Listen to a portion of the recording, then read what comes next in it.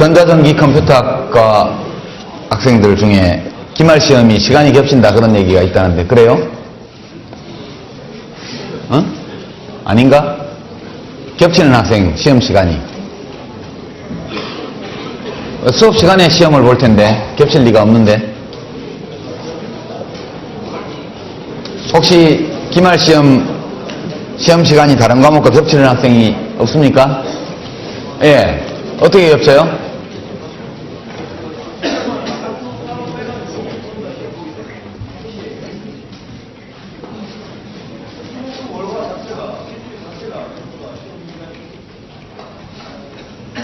그럼 시험 시간이 강의 시간하고 상관없이 짜져요?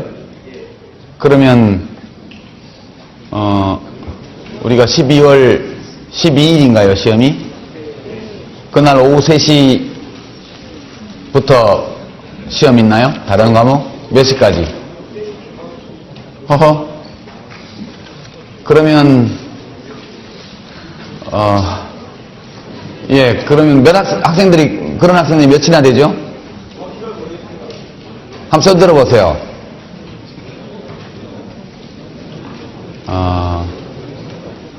예. 대책을 좀 강구해 보도록 하겠습니다. 다음 주에 대책을 세워서 말씀을 드리죠.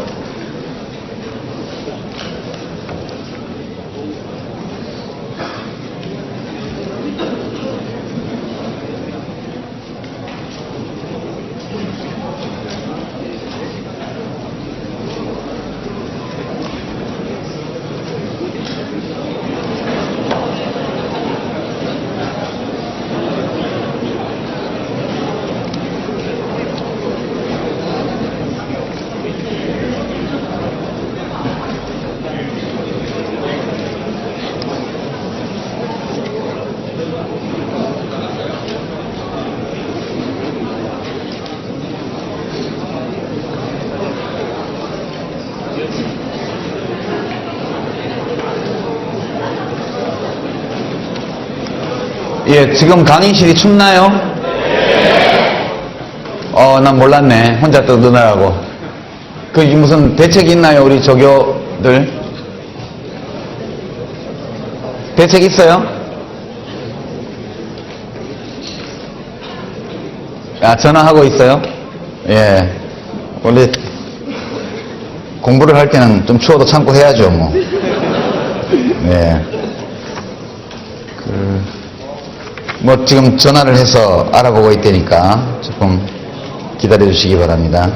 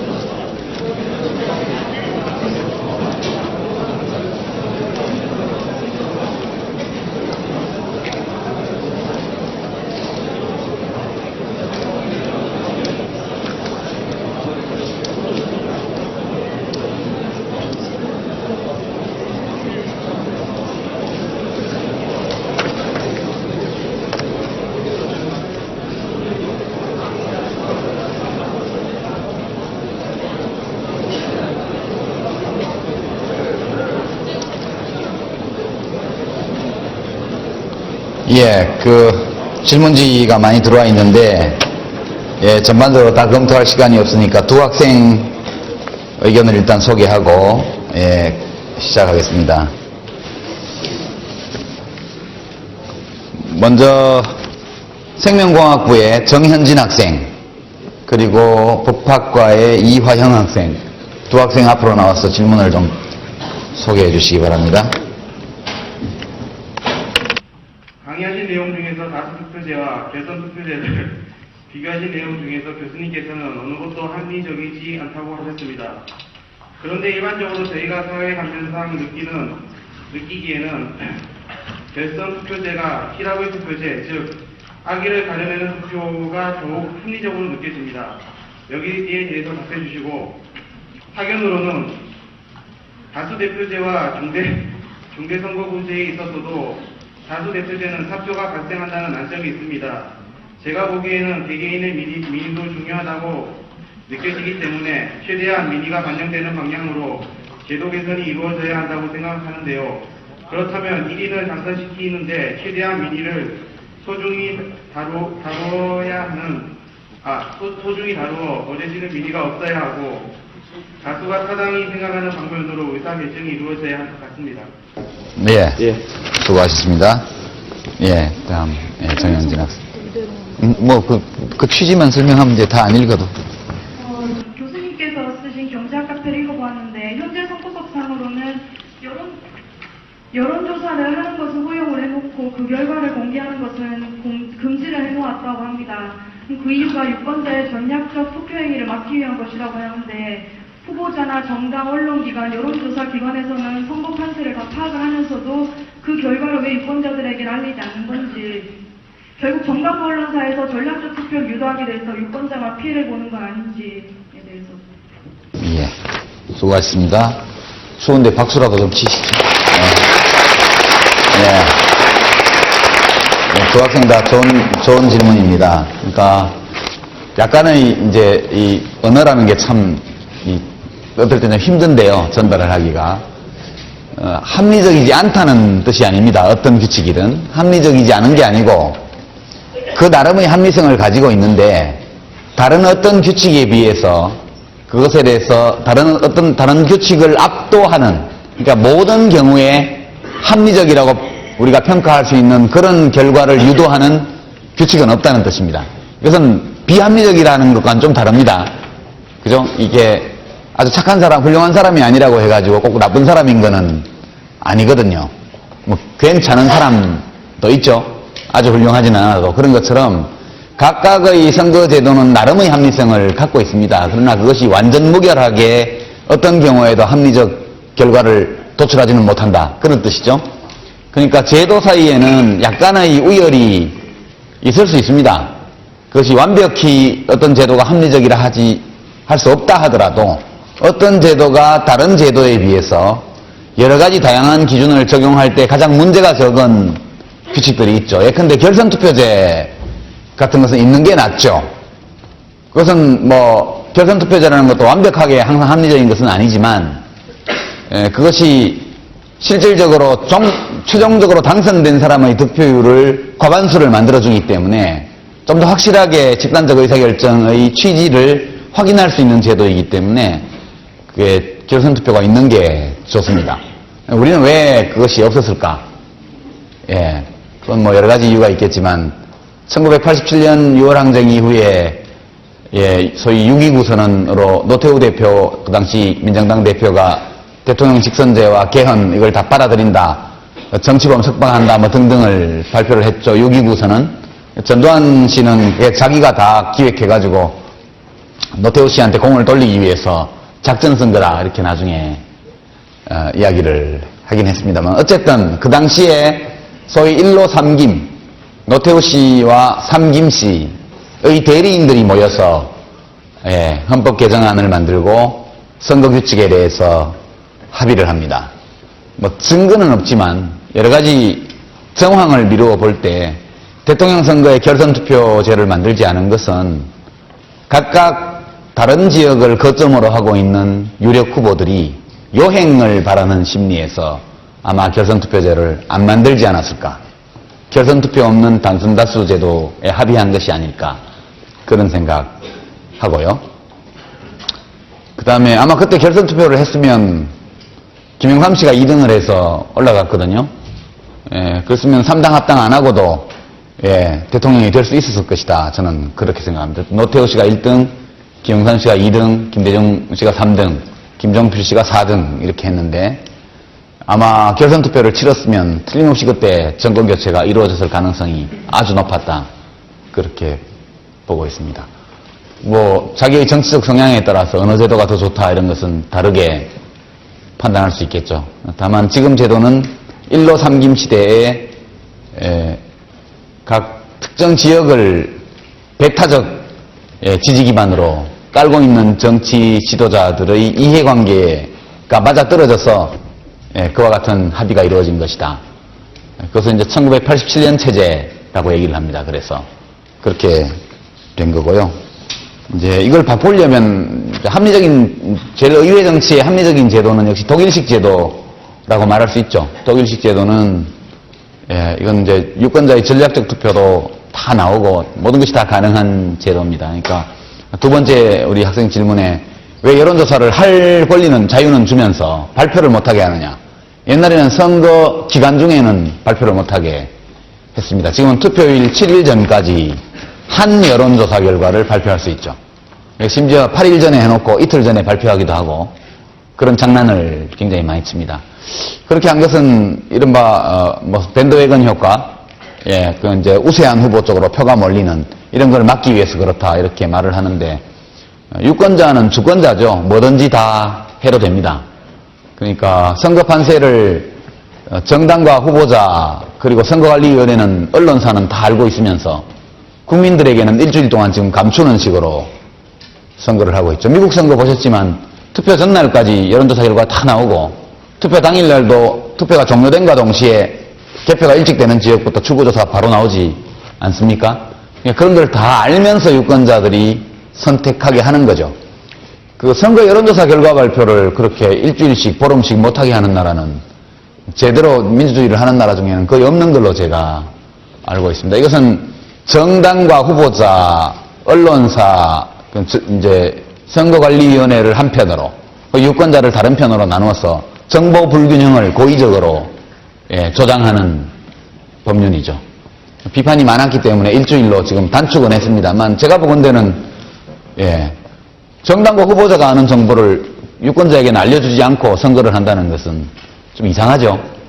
그런 제도고요. 이것은 국민이 모르는 가운데 정당과 후보들이 작전을 쓰기 위해서 이렇게 만들어 놓은 거다. 정보는 권력이니까 국민들한테 권력을 주기 싫은 거죠. 저는 그렇게 봅니다. 독일식 제도를 소개를 하면 이런 겁니다. 대의민주주의는 기본적으로 정당을 통해서 이루어지는 거니까 독일식 제도는 전체 의석이 아마 그 600석인가 제가 지금 기억이 잘 안 나는데 예컨대 600석이라고 합시다. 통일되고 나서 의석이 좀 더 늘었을 텐데 통일 전에도 아마 600석이었을 겁니다.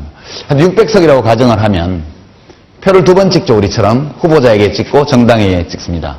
그러면 각 정당의 의석수는 정당표 득표율대로 계산이 됩니다. 그러니까 근데 5%의 정당 지지표를 획득한 정당은 그러면 15석 아니지 30석을 받게 되죠. 600석이니까 전체가.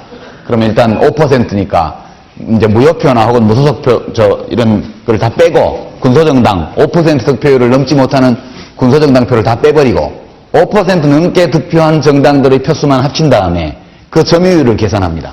그래서 그 점유율이 유효표 점유율이 10%가 되면 60석을 받게 돼 있죠. 근데 그 정당이 지역구 당선자가 한 명도 없다. 그러면 60명 전체를 비례대표로 받습니다. 비례대표는 그게 독일이 지금 16개 연방주가 16개인가 있을 텐데 15개인가 16개. 그래서 각 인구 비례를 할당되어 있는 숫자별로 리스트를 주별로 미리 공지해가지고 그렇게 해서 그 주의 득표율대로 나눠받게 됩니다. 정확하게 정당 득표율대로 의석을 나눠받게 돼 있죠. 숫자가 정해지고 그리고 거기서 지역구 당선자는 인정하고 지역구 당선자 숫자를 뺀 만큼을 비례대표로 받게 됩니다. 정확하게 국민의 정당 선호도가 의석 구조로 곧바로 반영되는 그 구조를 갖고 있죠. 이 제도는 신생정당이 진입하기가 매우 수월합니다.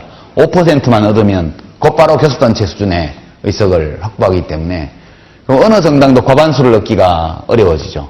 그러니까 당연히 대연정, 소연정, 중도 좌파 연정, 중도 우파 연정 혹은 좌우 대연정, 지금 대연정을 하고 있죠. 앙헬라 메르켈, 김인년 당수가 총리를 하고 있고 지금 그렇습니다. 녹색당 같은 경우에 지금 아마 한 50석 넘게 가지고 있을 텐데 녹색당이 지역구에서 당선자를 낸 것이 지난번 선거가 처음이었습니다. 연방의회에 들어온 것은 86년도인가 처음 들어왔는데 그 당시 요시카 피셔 나는 달린다.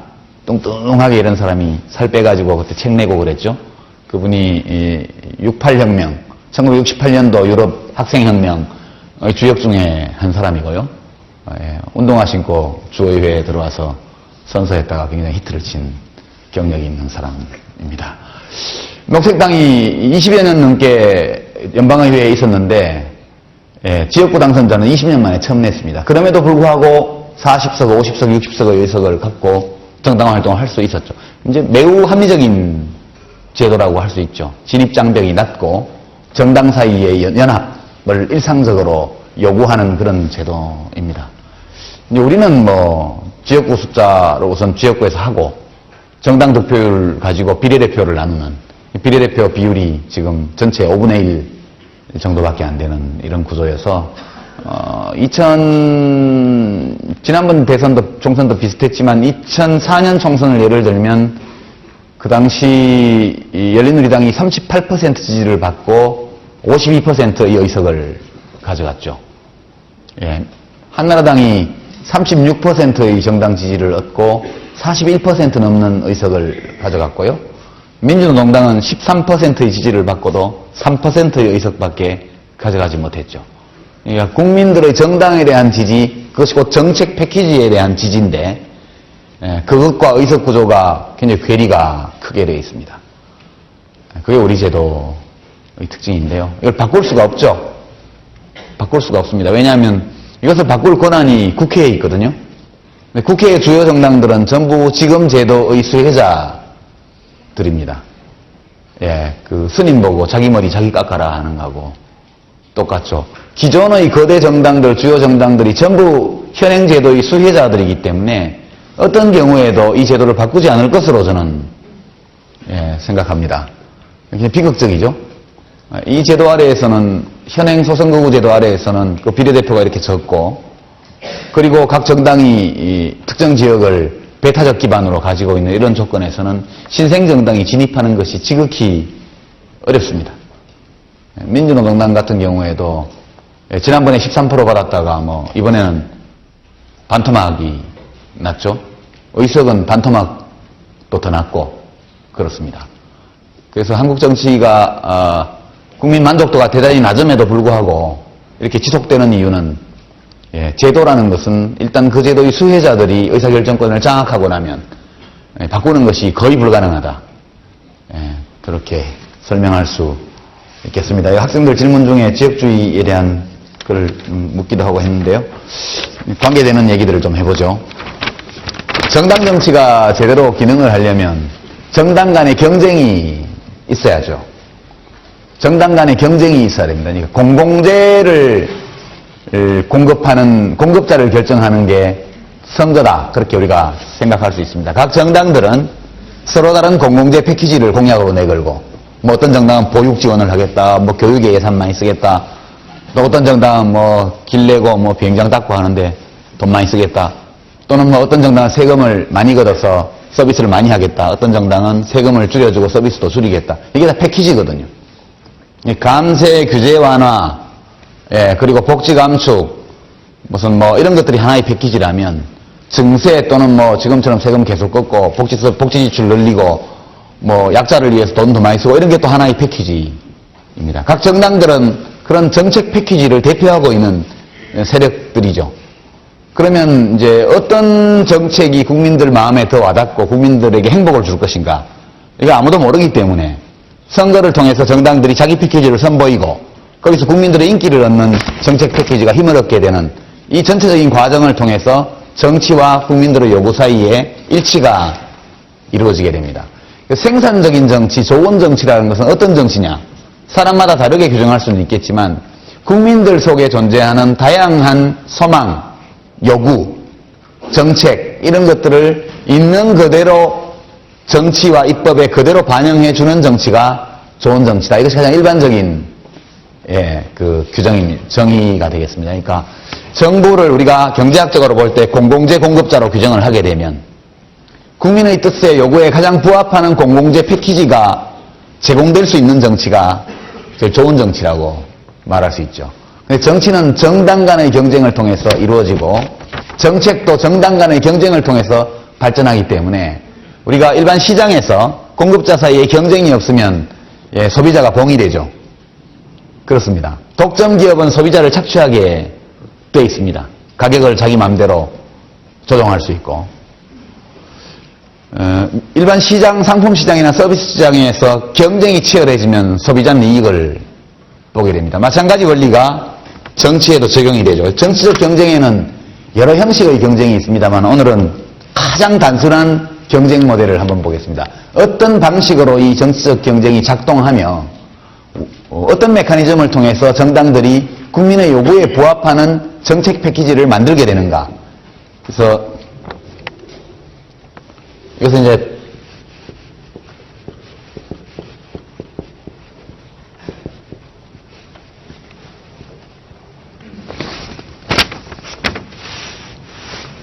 앞에 하나 더 붙이면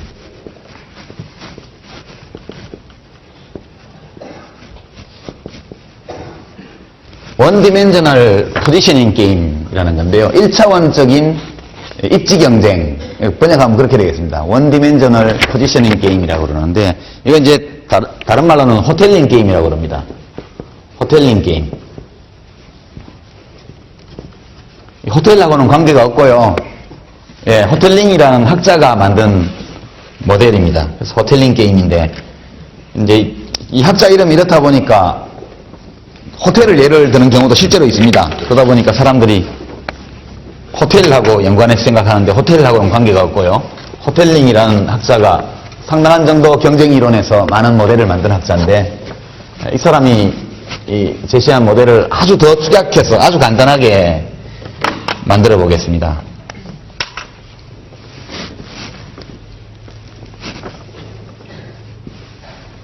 예.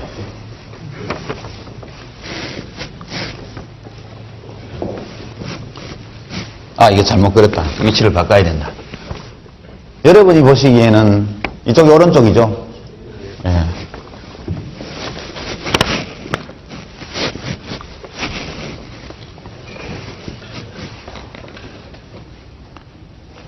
이 C는 이제 컨서버티브, 보수입니다. 보수.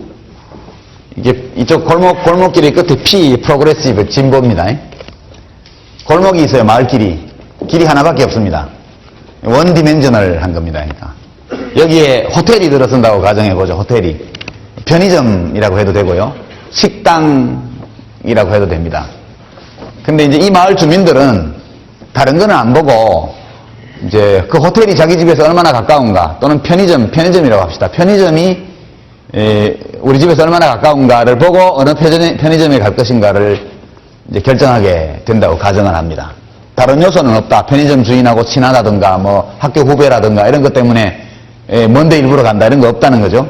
오로지 자기의 편리함을 기준으로 그 편의점 사이에 무슨 품질 차이도 별로 없다 이렇게 일단 가정을 합니다. 그럼 제일 가까운 편의점에 가게 되겠죠? 누구나 다. 이 거리에 편의점이 없었습니다. 처음에 없어요. 24시간 편의점이. 누군가가 이 마을에 편의점을 하나 만들면 좋겠다. 어디다가 만들까요? 에? 중간에 착한 학생이네. 다른 답. 어? 우리 집 앞에. 그것도 일리가 있는 대답이네. 어디 만들까요?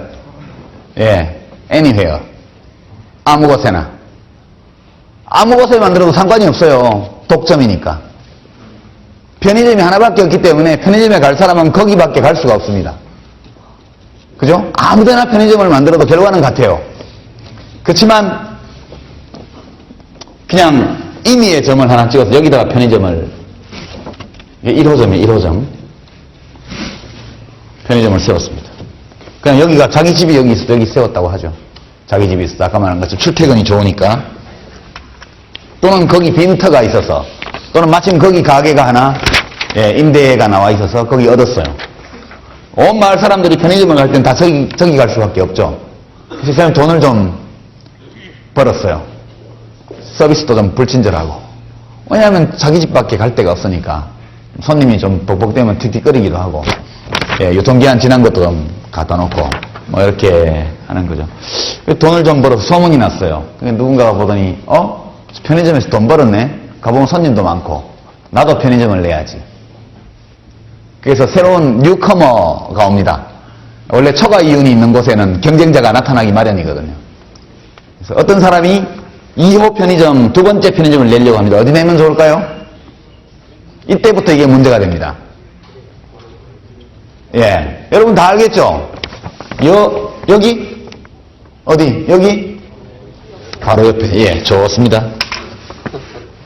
여기 2호점을 냅니다. 그러면 여기가 3분의 1 지점이라고 그러면 그럼 시장 점유율이 예, 우리가 가정한 대로 가장 가까운 편의점을 간다. 그렇게 가정하면 금방 예, 시장의 3분의 1을 2번 편의점이 잡아먹게 되죠. 그쵸? 1번은 갑자기 마켓 쉐어가 3분의 1로 팍 줄어듭니다. 둘 사이에 경쟁이 시작되겠죠. 이제는 사람들이 단순히 거리만을 따지지 않고 예, 종업원 인사를 잘하는지 물건이 신선한지 그죠? 멜라민 등급은 없는지 이런 것들은 이제 검토하면서 보다 좋은 서비스를 하기 위한 다양한 시도가 이루어질 겁니다. 경쟁이 시작되는 거죠. 근데 사실 2번은 답이 아닐지 몰라요. 경우에 따라서.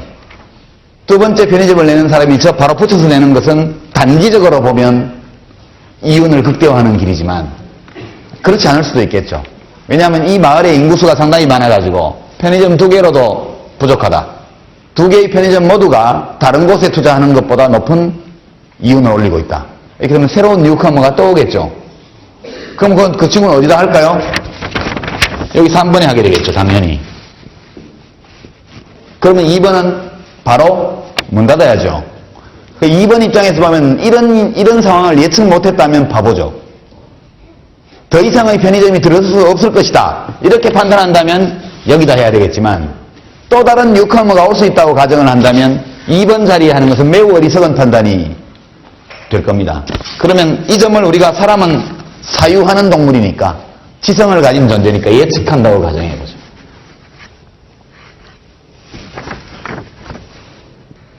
그럼 두 번째 편의점은 어디쯤 들었을까요? 욕심을 부리면 안 되겠죠.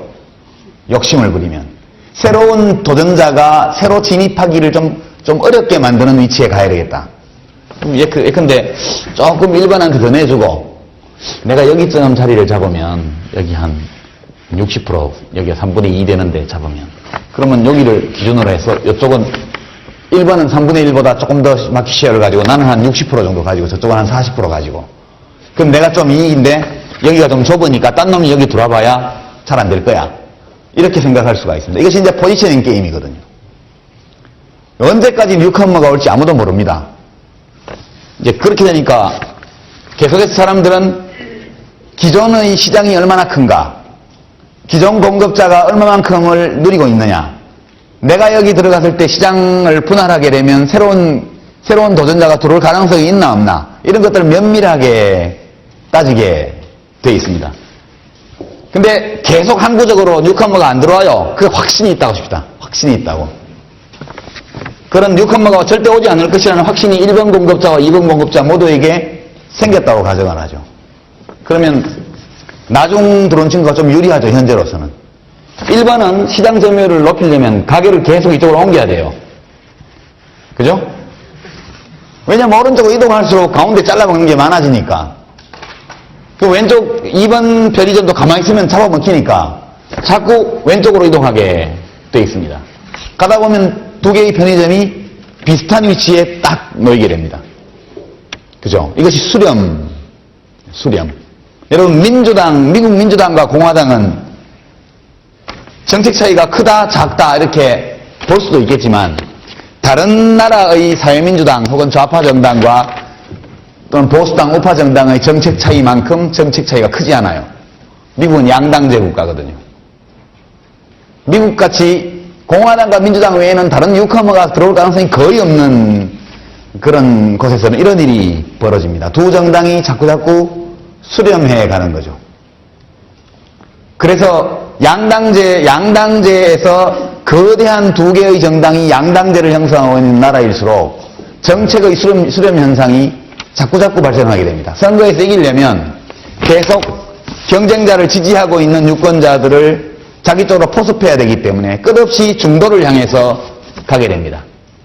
그래서 정당 사이에 정책 차이가 갈수록 줄어드는 이런 수렴 현상을 보이게 돼 있죠. 이 포지셔닝 게임 또는 호텔링 모델이라는 것은 거대 정당들의 정책이 왜 서로 수렴하는가, 이것을 설명하는 유력한 가설입니다. 여러분 세탁기 시장을 보면 두드려 빠는 세탁기, 돌려 빠는 세탁기, 거품을 만드는 방울 세탁기, 요즘 드럼 세탁기, 그다음에 뜨거운 물을 해서 삶는 세탁기, 이런 게 다 나오죠. 어느 회사에서 새로운 기능을 추가하게 되면 다른 회사들이 금방 그것을 모방합니다. 국민에게 인기 있는 정책은 경쟁당이 내놓으면 약간의 수정을 가해서 이미테이션을 하죠. 그런 방식으로 정당들은 수렴하게 돼 있습니다. 우리나라 이런 게 호텔링 게임인데요. 만약 두 정당이 이제 정당으로 바꿉니다. 편의점에서. 자, 이제 어떻게 바꾸냐면 이 원 디멘셔널 모델을 해석을 이렇게 합니다. 제일 진보적인 유권자부터. 그죠? 진보적인 유권자는 예컨대 큰 정부, 높은 세금, 다양하고 품질 좋은 공적 서비스, 이런 패키지를 원하는 유권자일 수도, 또는 국유화, 생산 수단의 국유화, 그죠? 뭐든지 국가가 공급하는 거, 이럴 수도 있습니다. 더 극단적으로는. 맨 오른쪽에는 컨서버티브, 보수 유권자가 있습니다. 작은 정부, 큰 시장, 감세, 규제 완화, 이런 것들을 패키지로 하는 정책을 선호하는 유권자가 맨 오른쪽에 있어요. 이게 대한민국의 모든 유권자를 가장 진보적인 사람부터 가장 보수적인 사람까지 차례차례 스펙트럼별로 일렬로 세운다고 가정을 해보는 거죠. 그리고 가까운 거리에 있는 편의점에 가는 것처럼 자기의 정책적 지향과 가장 유사한 정책 패키지를 내놓는 정당에 내 표를 준다. 이렇게 가정하는 겁니다. 그러면 꼭 같은 상황이죠. 만약 정당이 두 개밖에 없다면 끊임없이 두 정당 등 좌파 정당과 우파 정당은 중도로 수렴하게 되어 있습니다.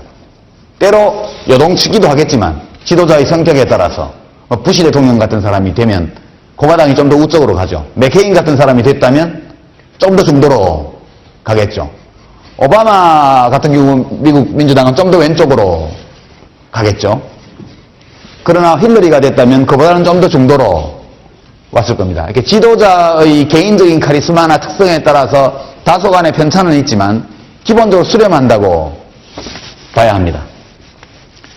근데 이제 이것이 백지 위에서 포지셔닝을 해서 정당을 만든 것이 아니고 정당들은 그냥 발생했거든요. 어떤 이유에 의해서건, 그게 특정 지도자를 중심으로 뭉쳤던, 특정 지역을 중심으로 뭉쳤던, 특정한 사상적인 혹은 이론적인 지향성을 중심으로 뭉쳤던, 어쨌든 정당들은 이러저러한 과정을 거쳐서 포지셔닝을 해버렸습니다. 우리나라에서는. 우리나라 정당 지형을 한번 볼까요? 우리나라 정당 지형은 이렇습니다. 제가 보건대는 제일 오른쪽에 여기 자유선진당이 있습니다. 이게 이제 울트라 라이트에 해당하는 정당입니다. 지금 북한에 삐라 뿌리는 것 때문에 남북관계가 냉동실에 들어갔는데 어제도 뿌렸죠? 김포에 가서. 근데 그거에 대해서 표현의 자유를 억압한다. 정부가 그걸 못하게 하는 거에 대해서 이렇게 얘기를 합니다. 자유선진당은 국가보안법을 끝까지 지키자고 하는 정당이잖아요. 자국 국민에 대해서는 어떤 표현의 자유도 인정하지 않으려고 노력하면서 북한 주민에 대해서는 모든 표현의 자유를 인정하려는 이 이중성을 어떻게 이해해야 될지 모르겠지만 여하튼 울트라 라이트는 자유선진당입니다. 북진 통일론 거의 그런 노선을 갖고 있죠. 그럼 여기 이제 한나라당이 있습니다. 여기 친박연대. 이거 아직도 있죠? 한나라당 친박연대. 이제 친박연대는 박근혜 대표의 별동대 비슷한 거죠. 지금 그렇게 같은 정당입니다. 여기 이제 민주노동당과 진보신당이 있습니다. 이 점유율이 합쳐서 10% 미만. 그렇죠? 10% 미만. 이 자유선진당이 한 6, 7% 정도 돼 있고, 한나라당이 여기 있고, 민주당이 어디쯤 있을까요? 지금 민주당이. 예, 지금 민주당은 대체로 보면 여기쯤 있다고 보면 됩니다. 민주당. 옛날에는 조금 더 왼쪽, 중도 또는 왼쪽으로 가 있었던 시절도 있죠. 그러니까 민주당은 옛날 김대중 총재의 평민당 시절부터 서민과 중산층을 위한 정당, 실제로 그런지는 모르겠지만 여하튼 그렇게 주장을 해왔고 중도개혁 노선 이렇게 이야기를 했습니다. 중도개혁 노선이라는 것은 중도 좌파다 이렇게 얘기할 수도 있겠지만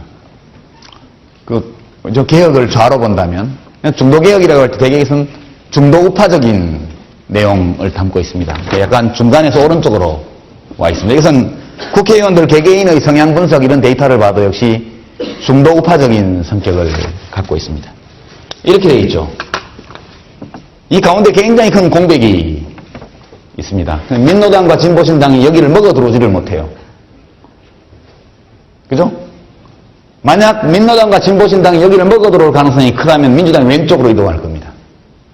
조금 더 좌파적으로, 좀 더 진보적으로. 노무현 대통령 개인은 여기쯤 와 있었죠. 노무현 대통령 자신은. 열린우리당은 과거에 여기쯤 있었고요. 노무현 대통령 자신은 한 여기쯤 있었다고 저는 봅니다. 그러니까 이 포지션이 다르기 때문에 옛날 열린우리당과 노무현 대통령 사이에, 청와대 사이에서 늘 갈등이 있었죠. 그러다가 이제 결국 결별하고 민주당은 오른쪽으로 확 이동을, 지금 큰 공백이 있습니다. 참 안타깝죠. 이제 왜 이것이 유지되는지에 대해서는 좀 이따 다시 말씀을 드리겠지만, 왜 민노당과 진보신당이 중도 쪽으로 먹어 들어오지 못할까?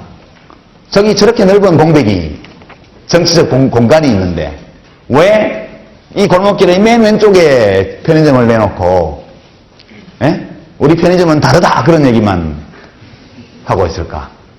사람들은 다른 걸 원하는 게 아니고 편리한 편의점을 원하거든요. 그러니까 이 민노당과 진보신당은 보면 서비스 정신이 좀 부족해요. 예, 자기 제품이 좋다는 그 자부심, 이런 것은 굉장히 드높고 실제 양심적으로 장사를 해요. 양심적으로 깨끗하게, 부정한 첨가물도 별로 넣지 않고, 과도한 이윤 추구욕에 물들어가지고 돈 되는 거면 아무나 갖다 놓는 그런 양심불량의 이 비즈니스도 안 하고 굉장히 깨끗하게, 순진하게, 순결하게 잘 해나갑니다. 근데 물건이 안 나가요.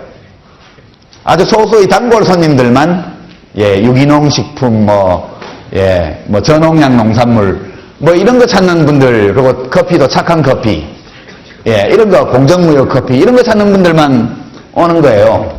그러니까 시장 점유율이 매우 적죠. 이 이야기는 정책 패키지 속에다가 저 중간 쪽에 있는 유권자들이 반길 만한 것들을 넣어주라는 거죠. 넣어주고, 그 다음에 지금까지는 저 구석에 처박혀 있어가지고 별반 가고 싶은 마음이 없었는데, 가게 앞에다가 입파, 다량 입파, 최신 무슨 제품 입파, 머리 좋아지는 우유, 이런 거 해서 걸어놨는데 좀 솔깃하다. 그래서 한번 가보니까 맛도 괜찮고 값도 저렴하고 좋다 이러면 단골이 자꾸 많이 생기는 거죠. 지금은 단골 손님만 오는 편의점 비슷하게 돼 있습니다. 그래서 좀 더 오른쪽으로, 중도 쪽으로 나와줬으면 좋겠는데 안 나오고 있는 거죠, 지금. 그리고 안 나오리라는 것을 너무나 잘 알고 있어요, 민주당이. 저쪽이 가운데로 이동하리라는 것을 예측한다면 자기도 왼쪽으로 이동할 텐데, 저 왼쪽 공백이 넓음에도 불구하고 저 진보정당이 가운데로 오지 않을 거라는 확신이 있기 때문에 자기는 자꾸 오른쪽으로 가는 겁니다, 민주당이. 왜냐? 자꾸 오른쪽으로 가야 먹을 수 있으니까. 이렇게 생각하고 자꾸 이동했는데 지금 지지율이 어제 보니까 8.5%. 대책이 없죠. 이 원디멘셔널 모델을 가지고는 설명할 수 없는 어떤 요소가 있다는 이야기입니다. 이것은 정상적인 조건에서라면 매우 훌륭하게 모든 것을 설명할 수 있는 모델이죠. 그렇지만 현실에서는 무언가 잘 맞지를 않아요. 왜냐? 원디멘전이기 때문에. 그러니까 1차원적으로 분석한 기 때문에 그렇죠. 우리가 만약 세로축에 뭘 하나를 더 넣든가, 아니면 입체적으로 이렇게 봐서 이걸 한다면 그 이유를 알 수 있을 겁니다. 왜 그런지에 대해서.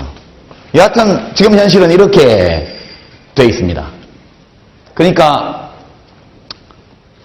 이 중간에 있는 많은 사람들이 이쪽으로는 안 가고 주로 민주당과 한나라당을 지지하는 그죠, 투표에서. 마치 민노당 진보신당의 편의점 앞에 굉장히 건너기 어려운 장애물이라도 있는 것처럼. 저 편의점은 사업 방침을 좀만 수정하면 대박이 날 텐데 저는 그런 안타까움을 갖고 있습니다. 근데 과거에 민노당이나 진보신당에서 한나라당과 열린우리당 또는 민주당 사이에는 색강이 있고 열린우리당과 민주당 그리고 민노당 사이에는 한강이 있다 이러면서 자기들이 굉장히 다르다고 강조했잖아요. 한강 건너서 편의점 갈 사람이 별로 없거든요. 그게 이제 영업 전략의 문제인데 사실 저 둘 사이에 색강이 있다 그랬는데 색강 차이가 이렇게 크잖아요. 지금 여러분 정권 교체가 되고 나서 보니까 색강밖에 없다고 그랬는데 색강이 굉장히 넓죠. 지금 봐서. 근데 한강은 얼마나 넓겠어요. 그러니까 장사가 잘 안 되는 거죠. 이렇게 되어 있습니다. 민주당은 지금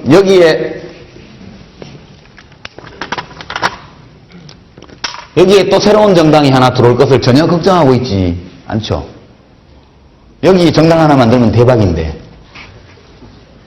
그렇죠? 근데 이것이 왜 안 되느냐? 정상적인 상황이라면 여기 정당이 하나 더 생겨야 돼요. 독일 예를 들면 제일 오른쪽에 기사당이 있습니다. 기사당. CSU. 이게 뭐더라 약자가? 크리스틀리시에 소циалистische Union인가? 소циаль레 유니온. 그러니까 기독사회당. 기독사회당. 기사당입니다. 기사당. 그러니까 크리스틀리시에 소ци알이니까 우리말로 하면 기사당 맞네. 기사당. 이건 바이에른주에만 있어요. 바이에른주에. 우리나라 경상도 같은 데인데 거기서는 기사당이 늘 과반수 득표를 거의 합니다. 수십 년간. 반세기 동안. 그 옛날에 젠트룸 파르타이라고 해서 중앙당이라는 이름을 가지고 있는 지역당이 있었는데 그게 나치 때 해산이 됐거든요. 나치가 망하면서 하여튼 그 나치 들어서고 망하고 하는 과정에 당이 없어졌습니다.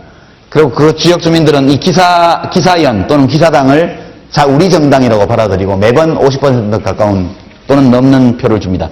바이에른 밖으로 나가면 이 당은 없습니다. 오로지 바이에른주, 민헨 있는 데만 있고 나머지 전국을 커버하는 것은 기민연입니다. 이건 D는 데모크라틱에 해당되는 겁니다. 크리스틀리시의 데모크라티시 유니온.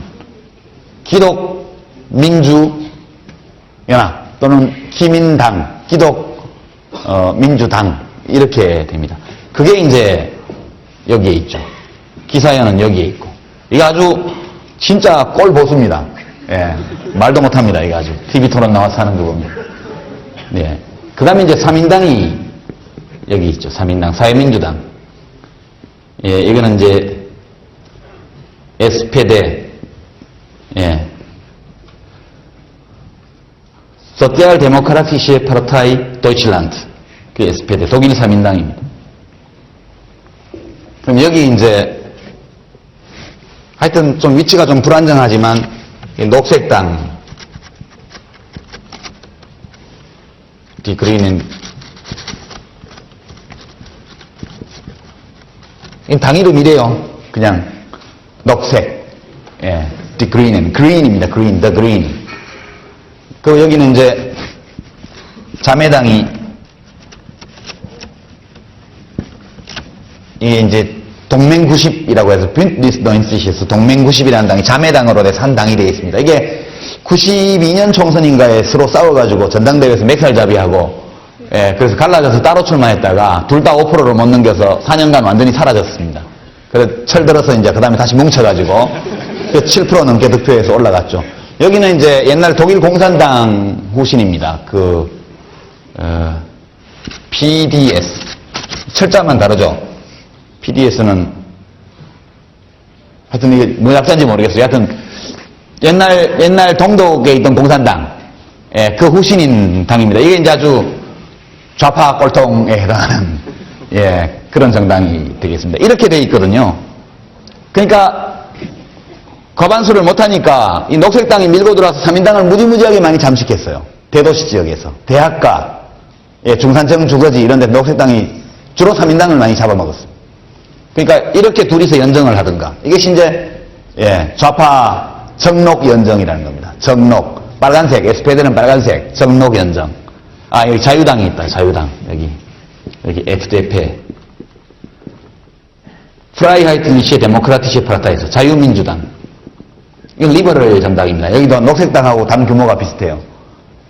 옛날에 독일 외교장관 유명한 사람이 이 당 소속이었는데, 그렇게 해서 이렇게 좌파 연정이 되든가, 아니면 자민당과 자민당의 중도 좌파 연정이 되든가, 아니면 자민당과 김인년 기사연까지 포함하는, 기사당까지 포함하는 중도 우파 연정이 되든가, 늘 이렇게 독일 정치는 그때그때 선거 결과에 따라서 연정으로 과반수를 이루고, 주니어 파트너한테 장관 3개 또는 4개, 득표율이 적으면 2개 정도를 할애하죠. 전통적으로 외교장관을 주니어 파트너에게 주는 게 관행입니다. 그래서 요시카 피셔도 3인당과 연정을 하면서 외교장관이 됐죠.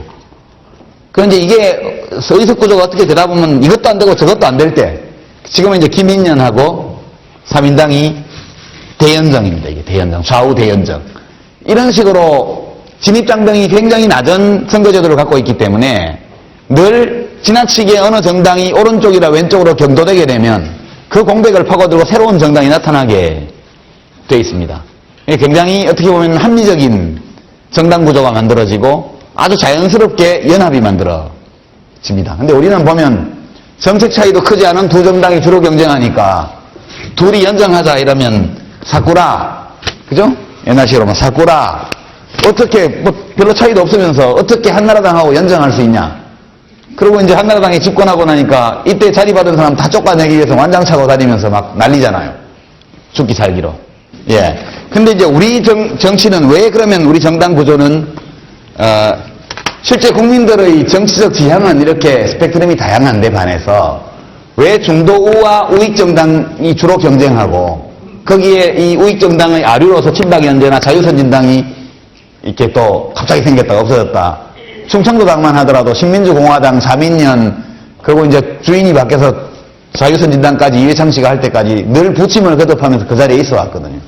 이렇게 되어 있습니다. 이유가 뭐냐? 이게 이제 오늘 강의의 마지막 개념 여러분에게 설명하고 강의를 마치도록 그렇게 하겠습니다.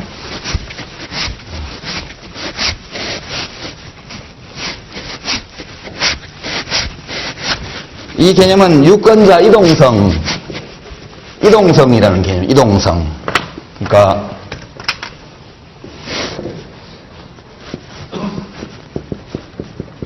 모빌리티입니다. 이동성. 이건 어떤 개념이냐면 유권자들이 집권당에 실망해서, 집권당의 정책에 실망해서 야당 지지로 돌아서는 것. 야당 지지하다가 여당 지지로 돌아서는 건 잘 없어요. 어느 나라든.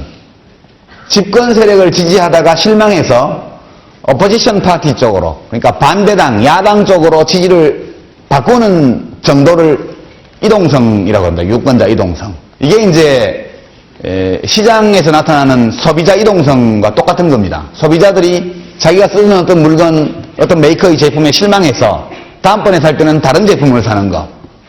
이게 있기 때문에 공급자들이 수요자를 두려워하는 것이죠. 만약 수요자들이 굉장히 둔감해서 그 제품의 하자가 있고 뭐 서비스에 문제가 있음에도 불구하고 한 번 산 물건을 계속 산다. 그러면 공급자들은 뭘 개선할 필요가 별로 없죠. 그냥 이지고잉 하는 겁니다. 그냥 가는 거죠. 그냥 되는 대로 만들어서 팔면 다 팔리니까. 그러나 소비자들이 A 회사에서 B 회사로 빨리 이동하기 때문에 그 이동이 굉장히 이동성이 높기 때문에 늘 고객들을 잘 관리하기 위해서 공급자들은 품질 관리를 하고 품질 혁신을 하고 새로운 아이디어를 접목시키고 신상품을 만들어내고 그리고 고충 뭐 소비자 불만 처리 센터를 만들고 콜센터 만들고 그죠? AS 잘해주고 이런 노력들을 하게 됩니다. 근데 우리 정당들은 그런 게 없죠. 그죠? 그런 게 잘 없어요. 왜 없을까? 서비스 안 해도 계속 찍어주거든. 한국 유권자들은 모빌리티가 대단히 낮습니다. 이 모빌리티가 너무 높으면 무슨 문제가 발생하느냐. 높은 게 꼭 좋은 건 아니에요. 지나치게 높으면 한 정당이 한 선거에서 죽었다 살았다 합니다. 의석 150석을 갖고 있던 정당이 유권자들이 실망해서 다 돌아서 버리면 그 다음에 의석이 한 개도 없어지죠. 극단적인 이제 모빌리티가 있을 때 이렇게 됩니다. 그건 정당 발전에 별로 좋지 않아요. 그렇게 되면 정당들이 죽기 살기로 인기 영합 정책을 추구하면서 안 죽으려고 모든 정당들은 다 비슷비슷해져 버립니다. 그래서 너무 치열한 경쟁은 제품 공급자 사이의 수렴을 가져와요. 별로 좋지 않습니다. 이동성이 너무 낮으면 공급자들은 혁신의 필요성을 느끼지 않아요. 그냥 하던 대로 하면 되니까. 아무렇게나 만들어도 늘 사주니까. 적정한 정도의 유권자 모빌리티가 정당 발전을 위해서 매우 필요합니다. 정치 발전을 위해서. 근데 우리 경우도 모빌리티가 꽤 있긴 있어요. 하지만 그것이 굉장히 왜곡된 형식으로 나타나 있죠. 대구 같으면 이명박 대통령에 실망하면 박근혜 대표한테로 돌아서잖아요. 이것은 모빌리티가 아니죠. 예. 같은 회사 제품인데, 예, 출푸세, 747 다 똑같은 거잖아요.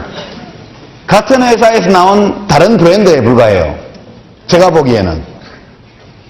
예컨대, 시공사라는 출판사에서 뭐 비룡소라는 브랜드를 만들었잖아요. 그 어린이책 전문으로 내는. 그러니까 지금 큰 출판사들은 어른책, 어린이책 또는 소설책, 비소설 이런 것들을 전문화시킨 브랜드를 만들어냅니다. 그러니까 그런 브랜드의 차이에, 이렇게 제품 내용의 차이에 불과한 것이지 같은 메이커, 같은 공급자가 내는 거죠. 왜? 왜 딴 데로 가지 않을까? 그래서 한나라당이 영남을 지역적 기반으로 하고 있고 유권자들이 연대감을 강하게 느끼고 있기 때문에 어지간히 잘못해도 계속 찍어주는 거, 사주는 거죠. 왜냐하면 우리 회사, 내 회사라는 느낌을 갖고 있기 때문에.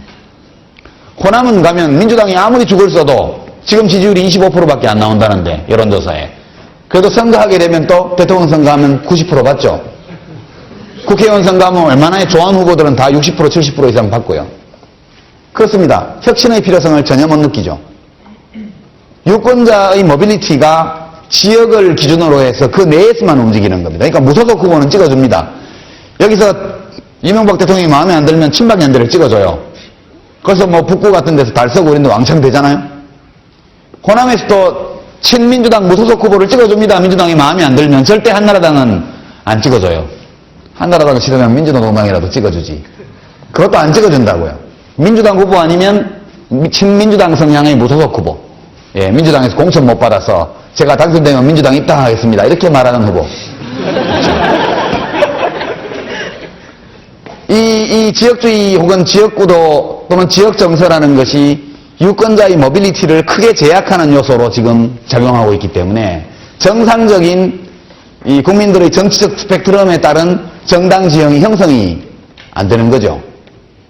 그래서 국민들이 가지고 있는 요구와 소망이 국회 의석 구조라든가 정책 패키지의 그 균형에 거의 영향을 미치지 못하고 국민과 정치가 따로 놀고 있기 때문에 정치적 불만족도가 굉장히 높은 겁니다. 그러니까 이제 비유를 하면 이런 거죠. 예컨대 모 전자회사의 텔레비전 냉장고를 무조건 사줘요. 계속. 제품에 하자가 있어도 사주고 뭐 계속 사줍니다. 그러니까 누가 뭐 돈 뿌려서 잡혀가서 구속되면 또 그 당에서 추천한 후보 또 찍어주고 그렇게 한 거 아닙니까? 그러니까 공급자 입장에서 보게 되면 어떤 혁신도 할 필요가 없어지고 오로지 이 동네에서는 우리 회사는 여러분 겁니다. 이것만 계속 강조하면 불량품을 계속 양산해도 그 회사 제품을 사주는 전자제품 시장과 비슷한 이런 구조를 우리가 가지고 있는 거죠. 그러니까 아까 호텔링 모델에서 우리가 봤던 정치적 성향, 요구의 스펙트럼 차이에 따르는 정당의 부침, 새로운 정당의 등장, 기존 정당의 퇴출, 그다음에 거대 정당의 몰락 또는 작은 정당의 성장 이런 것들이 순조롭게 이루어질 수가 없는 구조를 가지고 있는 것이죠. 그래서 이게 저로서는 이렇게 관찰해 볼 때 무척 안타까운 일이기는 하지만 한번 이런 정서나 이런 구조가 형성되면 좀처럼 바뀌기가 어렵습니다. 예, 우리가 1987년도에 단순 다수결에 의한 대통령 선거제도, 예, 결선 투표가 없는 제도, 그리고 결선 투표가 없는 소선거구 제도, 아주 적은 소위 비례대표, 그리고 지역으로 분할되어 있는 정치시장, 이것이 87년도에 한번 형성되고 나니까 이제는 정치 구조가 변할 수가 없는 것이죠. 예. 기존의 이 모든 권력 집단은 그 구조를 기반으로 해서 권력을 장악했기 때문에 절대로 그것을 허물지 않습니다. 그래서 전체적으로 보면 오늘 우리가 살펴봤지만 집단적 의사결정은 이론적으로 볼 때 어떤 제도도 완벽히 합리적인 제도는 없다. 그죠? 그것이 오늘 우리가 함께 공부한 내용입니다. 그렇기 때문에 우리가 가지고 있는 제도가 꼭 다른 나라의 제도보다 나쁘다고 말할 수는 없다. 어떤 제도 사이에 약간의 합리성의 차이는 있겠지만, 정도 차이는 있겠지만, 근본적으로 우리 제도는 나쁜 제도고, 다른 나라 제도는 좋은 제도다. 이렇게 말하기는 어렵다는 것이죠. 우리 제도도 나름의 합리성을 가지고 있기 때문에 이 절차를 통해서 이루어진 집단적 의사결정의 결과에 대해서는 다수의 지배를 반드시 승인해야만 한다. 그 동시에 이것이 완벽히 합리적인 제도가 아니기 때문에 다수파로서 권력을 위임받은 자들은 소수파에 대해서 존중하는 자세를 가지고 국가기구를 운영하는 것이 합당하다. 예, 그리고 그렇게 완벽히 합리적인 제도가 없는 그런 사례들을 우리가 부분적으로지만 이론적으로 이렇게 검토를 해봤고요. 우리의 정치 지형이 우리나라의 정당 지형이 그와 같은 어떤 이론에 비추어 볼 때 왜 상당히 불합리할 정도로 이렇게 고착되어 있느냐.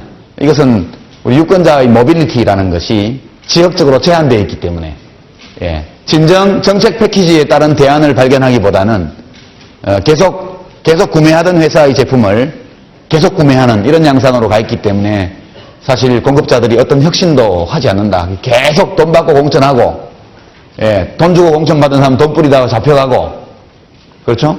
그 일들이 반복되고 그렇게 해서 당선 무효가 된 지역에 다시 그 정당이 공천하면 다시 당선되고 이런 일들이 계속 반복되고 있고 여기에다가 제도적인 허점뿐만 아니라 정치 정당을 실제 하고 있는 분들이 좀 더 합리적으로 국민들의 요구에 부합하는 정책 패키지를 발견하고 거기에 맞는 어떤 정당 운영을 하고 이렇게 하다 보면 좀 나아질 텐데 그나마 현 제도의 수혜자라고 할 수 있는 쪽은 안 움직이기 때문에 현 제도에서 불리하게 처우받고 있는 진보 정당들이 이 조건을 바꿀 수 없기 때문에 조금 더 합리적인 자세로 다수 국민의 지지를 얻는 쪽으로 노력해서 좀이라도 정상화시키고 이렇게 한다면 우리가 일상에서 누리는 공공재의 공급이 지금 우리가 보는 것처럼 유모차 엄마들 잡아가고 예비군 입은 사람들 데려가고 인터넷에 무슨 모욕죄 만들어서 족쇄 채우고 이런 식의 공공재가 공급되지는 않을 거다.